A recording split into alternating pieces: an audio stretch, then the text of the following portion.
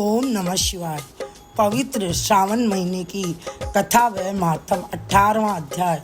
सनत कुमार ने कहा, हे भगवान, हे पार्वतीनाथ, हे दया सिंधु, 10वीं तिथि के महात्म को कहिए। ईश्वर ने कहा, हे सनत कुमार, सावन महीने की शुक्ल पक्ष 10वीं तिथि के रोज इस व्रत का शुभ आरंभ कर प्रति महीने की 10वीं तिथि के रोज व्रत करे।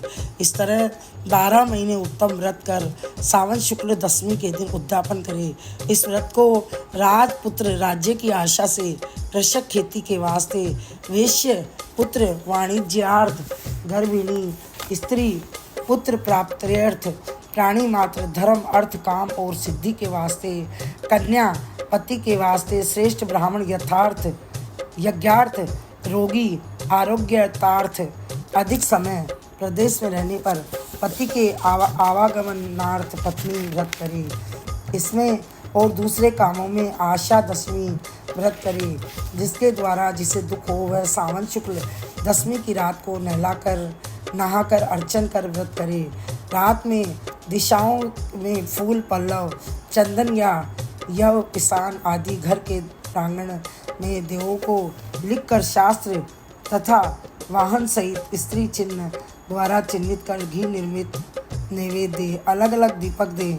ऋतु समय में होने वाले फल देकर अपने काम को कहे, मेरी आशा शोभिनी हो तथा मेरे मनोरथ सदा सिद्ध हो, आपके प्रसाद से निरंतर कल्याण हो। यों सो सविधि पूजा कर विप्र को दक्षिणा दे। इसी तरह से हर महीने निरंतर व्रत करें। हे मुनिश्रेष्ठ, 1 साल तक व्रत करके उद्यापन करें। सोने चांदी या किसान की 10 दिशाओं की पवित्री 10 दिशाओं की प्रतिमा बनवा के जाति बंधुजनों के सहित स्नान कर वस्त्र आभूषण से अलंकृत हो भक्ति युक्त मन से घर के चौक में मन की दिशाओं का क्रमशः अभियान स्थापन तथा पूजा करे। दिशाओं के मंत्र ये हैं: इंद्रिय दिशा, देवता सुर तथा असुर नमस्कृत। इस संसार का स्वामी इंद्र आपके पास निवास करता है, ऐसे आपको नमस्कार है। हे आशे, अग्नि देवता के रहने से आप आग्नेय पड़ी जाती है। आप तेज स्वरूपा पराशक्ति है, अतः हे आग्नेयी, मेरे लिए आप वर देने वाली हो।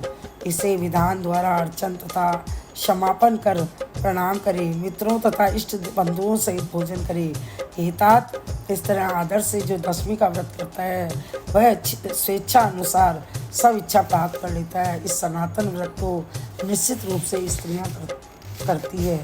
बोलिए शंकर भगवान की जय।